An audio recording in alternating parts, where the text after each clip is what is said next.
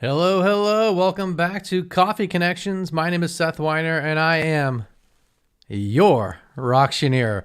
The clouds have cleared today. It's beautiful. I'm going to go for a run, hopefully. I'm going to try to fit it in. Folks, the last couple episodes have been great. We've gotten some really great insights, and if you haven't checked out our catalog, you can so easily, coffeeconnections.live, or just go to our YouTube channel, which is super easy, youtube.com/c/yourrocktioneer, or just Coffee Connections on Google, you'll find us. But yeah, lots of good stuff. I'm going to share a funny story, though. I wanted to tell you. So many folks always comment on the jacket, and they know that my shtick at events is to sell the jacket off my back. Well, this past weekend at the College Heights preschool, their auction, someone bought my jacket off my back, and then this is the first. The person's friend who bought the jacket came up to me and really loved the shoes that matched the jacket. But wait, there's more. Then the person who bought the jacket at the last auction 2 years ago wanted the shoes, and then bought the shoes off the guy who bought the shoes off of me. And all the money, 100% of those proceeds, went back to the school. So you never know what's going to happen in an auction is the bottom line. It was a lot of fun. Let me tell you about today's show. I'm really excited. It's an organization I care and is dear to my heart and I care about. And so it is the ATL Collective. Micah Dalton is here with us, the co-founder of the ATL Collective. He's also a lead singer and songwriter of Dwayne Shivers, always a band to see in the winter. ATL Collective is a nonprofit that empowers and connects Atlanta's music community through promoting preservation, building relationships, and providing education. For over 10 years, ATL Collective has reimagined over 75 timeless albums and built a significant connection hub for the Atlanta's music community. All while doing this, ATL Collective has 4 programs that cultivate key dimensions within Atlanta's professional music ecosystem. I love the way that sounds. So these 4, and he's going to go into this for us. The Preservation Series, which are the live performances. Camp Collective, which is songwriting. Hump Day Hang, which is this awesome space for business professional development. And the one that I was a part of last was with the Band Fund, which is the crisis funding, which obviously, if anyone knows anything about musicians, is important. So let's bring him to the show. Hello, hello. Did I have you on mute? You're unmuted now. Okay, all right. What's going on, man? Thank you for having me on. Yeah, thanks for making the time. Busy man, 3 children, a wife, and a farm of musicians in Atlanta. Never heard it put that way, but I like it.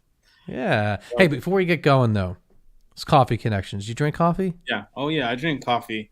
I have a very, Oh, let's check it out. Nondescript coffee cup. And do you know why it's metal like this and large? No, I have no clue. Well, I mean, you can't have hot coffee on it, but I only drink cold brew. Cold brew. Do you make your own cold brew? No, I'm not. I don't have enough time to invest in that, but I do.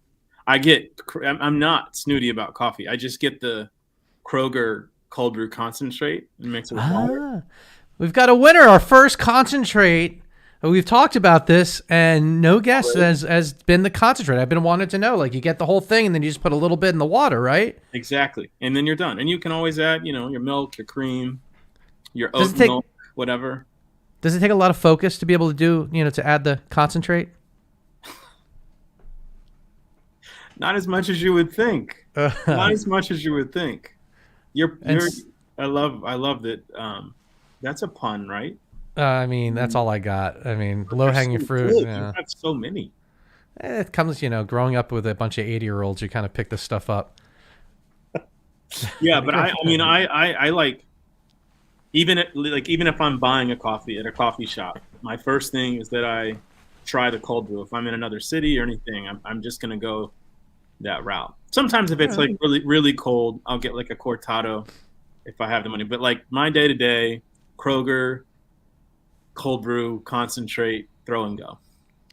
All right. Well, let's concentrate on what ATL Collective does. I'm going to hand it over to you. Please share everything you can about ATL Collective. Yeah. So ATL Collective started back in 2009. Myself and another songwriter named David Berkeley, who now lives in Santa Fe, uh, started having conversations around, um, you know, how can we build more community here in the Atlanta area among songwriters? And we thought it would be cool to try to just sort of in a monthly cadence reimagine our favorite albums track by track, and then also introduce some of our favorite bands and artists along the way. So that ultimately evolved into what we call the record flip now, the moment where we, showcase local artists. So we started doing that in 2009, and it started over time. I mean, really, almost every month, just kept doing it regardless. Sometimes nobody showed up. Sometimes a lot of people showed up. Initially we tried like a food hook, so we do like Fleetwood Mac and Cheese and Dr. Pepper's Lonely Hearts Club Band. I like that. Anything to kind of get people to pay attention. And then sometimes like people would donate local food. I mean, one time we did Johnny Cash's Folsom Prison record and had uh like refried beans and grits on cardboard, and handed it out. So it was like I don't know if anybody ate it, but it was a shtick. So that ultimately grew. That like we had residencies, started to get like more of a residency style at like Eddie's Attic, and then 2016 Terminal West, and then people began to call on us to put on more like larger events. We did one with Delta and Atlanta History Center. And some other outfits. And then 3 years ago, started to recognize the need, and then both had a desire to kind of transition the.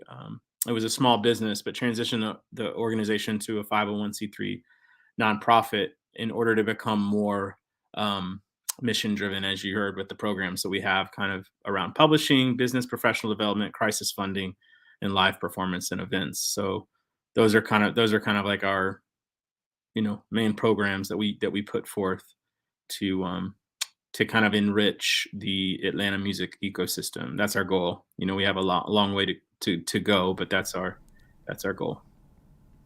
Now, I want to talk a little bit more about some of these programs that you do. Let's start with the music itself. So, what are some of the albums that you've done, and what are the scalability of these shows? Yeah, that's a great question. So, I mean, largely all the success of those, what we call the preservation series, the live music events, are due to our music directors. Robbie Hanley has been with us the longest, and he's really um, such a creative person, such a galvanizer of musicians, and able to unite them in unique ways. We also have Priska Struther and Kari Cabral Simmons. Those folks have just really helped us. I just wanted to say that first, kind of codify what we do from a music direction standpoint. But we've done all kinds of albums. We've done, um, golly, I'm trying to think. Anything from, we just did, like last month, we did Sade's Love Deluxe, to the White Album, um, to 3 Feet High and Rising, to Joni Mitchell's Blue.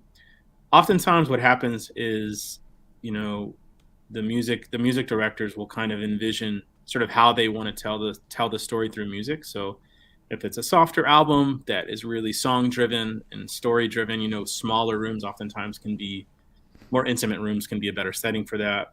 Um, Albums that have just like a grand scope, a lot of personnel, obviously larger rooms can benefit from that. But then also albums that maybe sounded smaller on recording, like Tom Petty's Wildflowers, for example, was scaled up to Buckhead Theater because there's part of Tom Petty's sound, his net sound, like over the span of his albums, has that timelessness, that open air feeling. So it fit really well at Buckhead Theater. So, I mean, they're really scaled on. We've done anything from like Elliott Street Pub, which is 100 seats, to seats.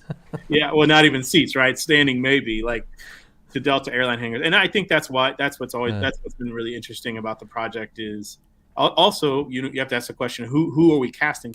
Who's coming together to play?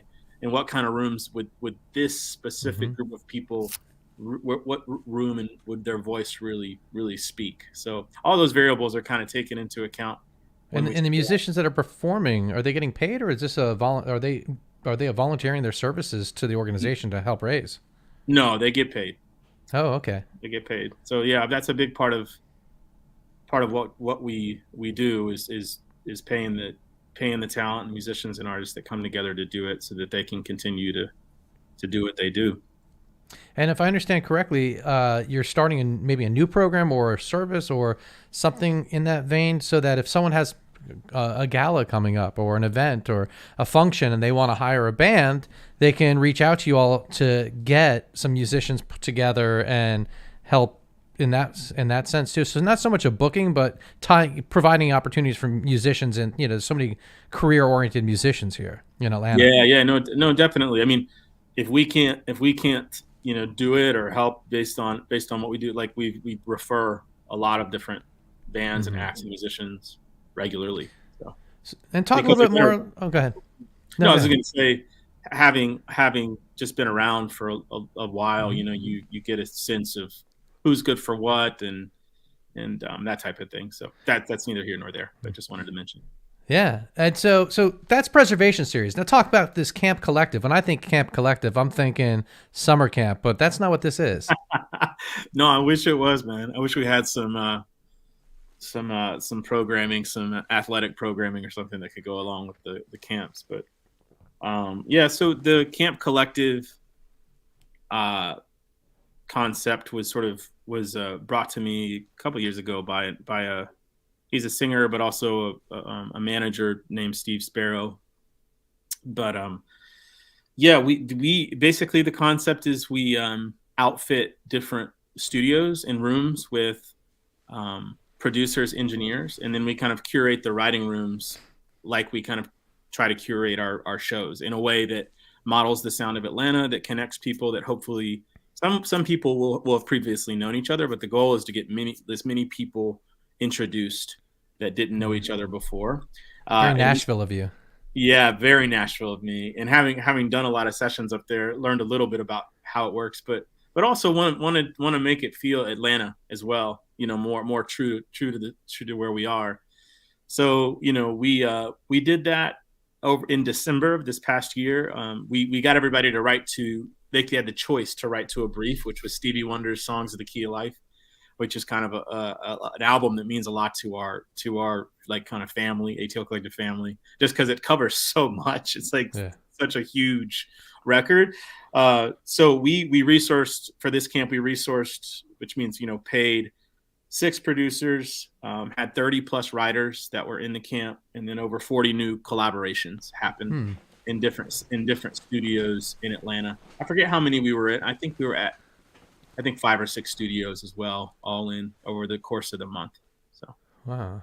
And you said very Nashville of you. That's totally right, because the writer room or backstage is really like, I can look at when I was touring and traveling. That's really where most of my relationships were made in music, where I got a touring opportunity or was introduced to a manager or somebody else that can help kind of move me along. So we're really just trying to design those in a way that is relationally driven, rather than like, there are a lot of writing camps, a lot of performance opportunities that are more about, people are kind of competing, trying to get ahead and whatever. We want to try to just create like a safe environment for people to low key get to know one another, have to make some opportunities happen and grow in their career.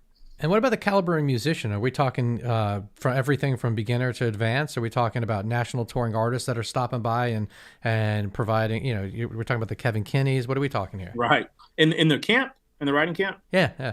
Yeah, that runs the gamut. So we had anybody from Dan Gleason, who's in the band Group Love, and a new artist named Abe Parker, who I think just is doing really well right now, to kids that just came out of college Mm-hmm.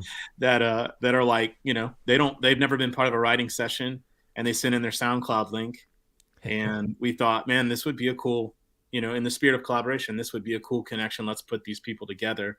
And I think it's fresh for the more experienced artists because whatever, they're in the rhythm of maybe traveling and doing what you do when you're established artists, with these younger people who are bringing in new perspectives on music. Like they may not even be thinking about how music is made the same way. Yeah. So it's really cool. I think what normally happens in the music industry, at least in my experience, I don't think this always happens, but you end up just like you do in life. You go to your people, you think like your people, and you make things like your people. So we try to break that up a little bit. And then to move these artists forward in their careers, you've established the Hump Day Hang, which is a business professional development program. I am fascinated by this. I think it's great. And can you share more about that? Yeah.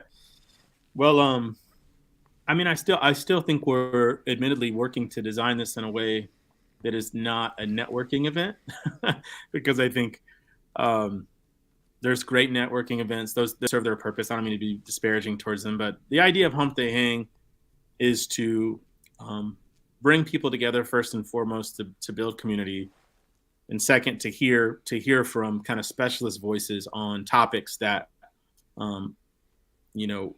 feel pressing to the music community. So we've done everything from music and mental health to TV, film, and licensing, to music marketing through like MailChimp, which is who has been a sponsor of ours. So sometimes you'll have artists that are part of those programs. Sometimes you'll have artist representatives that are part of those programs.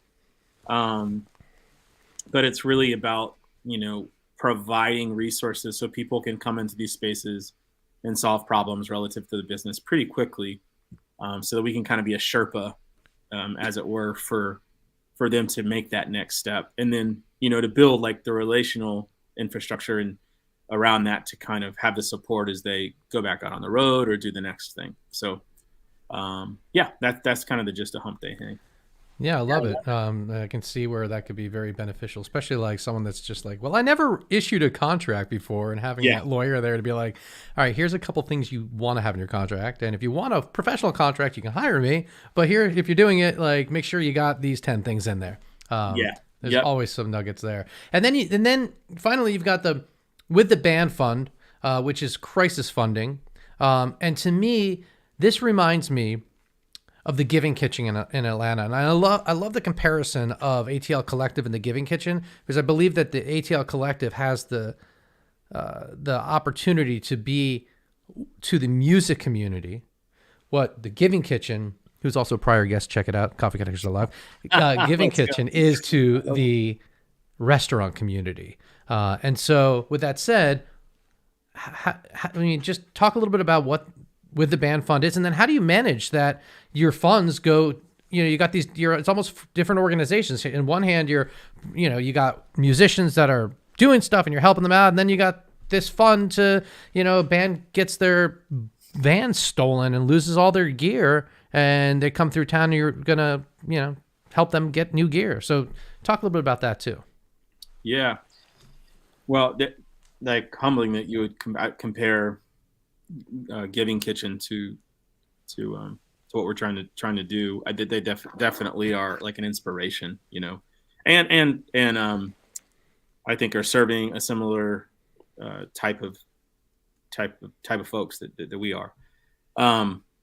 The crisis funding is definitely not something that we planned on doing. I mean, it was catalyzed by COVID, and it was just built out of the reality of, it's like a lot of people, like there was so many unknowns at the time, and a lot of musicians live paycheck to paycheck. So if nothing else, we wanted to provide a stopgap for where people may not be able to, something happens that's just unavoidable, comes out of nowhere, that they need to kind of, we need to stop the boat from sinking so that they can pull it ashore, get back in, and go back out. So in terms of how it's composed, there for a long time we had a kind of a committee that met to go through intake.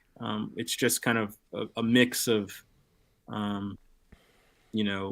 staffing, board members that help receive those intakes and think through how to support them on a case-by-case basis. I think it's really been, the design of it's really powerful because we are local, and we have the ability to have folks like reach out and talk through kind of the situation and solve like that. And we'll have to keep considering how the fund functions, and how it exists on our priority list. But Seth, you helped us raise $50,000 for it, so we got to pull you back in. Yeah, well, that was a really wonderful event. There's a picture of it in the front end it was Das Barbecue. Was it called? Yeah, Das? We did Das Barbecue, which you helped us push that one, and then you also did our virtual program. Yeah. And so with these, and that was that's a concert and traditional paddle raise fundraising, really pushing that, but yeah, just the idea of crisis funding, though, is so big because it's not just, like you said, musicians live paycheck to paycheck. Well, what happens when their car breaks down? What happens when there's a house fire? What happens when, mental health is such a thing? And they need that. And so the potential for ATL Collective is so big, and I like that you're not trying to do everything. You're focusing. You've got 4 very unique programs right now, and they're all functioning, and you're building, the organization's developing and building more and more infrastructure, if you will. But what's your goal? What's your vision with ATL Collective down the road? Yeah, I think we, the goal, the big picture goal is that, musicians would, and I think they already are. We're not inventing anything new. I think Atlanta's just so special because it creates just such amazing cultural products, if you will. Like, just culturally, it's just such a vibrant place. I think we would be like honored to kind of step in as a helper by helping make a music city that more and more people wanted to relocate to, not only because of the business side of it, but because it was just like collaborative, welcoming, and really distinct. So they could just easily join that. Yeah. And the collaborative piece, it's if you look at the musicians, you go to the website, I'll put it right here, atlcollective.org, and there's a bunch of case studies, if you will, or at least links to different musicians that are part of the collective, all different styles. Rap, funk, blues. It's everything. It's 88.5 to 101.7. You know what I mean? You are. Yeah, that's awesome. But I don't know why not the 105.9, because I don't even know if are you serious? No, I'm XM. We're Sirius XM. So, all right, I get, but let's get serious for a second and shift gears, because it takes money to be able to do this. And you talked about how you raise money with the band fund and doing live events, but how else do you make money? Are you making enough money? Like, say, for example, the Valentine's show the other day, or the women's for International Women's Day, you had 3 women performing over at the City Winery. Are you making enough on ticket sales? Is that where the funding's coming from, or are you doing grants, or are you taking donations? What's the deal? How are you guys raising the money to be able to do all this? This is an awesome question for our new development director, Grace. But I will say that it shifts. We've had some really, really generous sponsors through the years. MailChimp has been one of those. We have some of our ticketed events are net positive. Some of them are not. We've taken some risks on doing albums that we thought were important that maybe aren't like a huge blockbuster album, but we like taking those risks because we believe that there's voices that can be highlighted within the Atlanta music community that can bring it to life. So it's the brass tacks is grants, sponsorships, yes, ticketing, individual donations, kind of a mix of all of those. I think because we're an arts and music, specifically a music organization, and a lot of the programming we're doing isn't like there's not a lot of people doing it. Sometimes it can be like I feel like we're still working to capture the imagination of some donors that aren't used to like giving to the arts or music like they are in other places like New York and LA. But people have been, even aside from that, people have just been really generous to us, and we have really active board members that help make it work. So we're able to be pretty lean and follow through on what we want to do. And anyone listening or watching right now can go to atlcollective.org and make a donation as small or as large as they like. And don't you have a reoccurring membership now or program like that? Talk a little bit about that if you don't mind.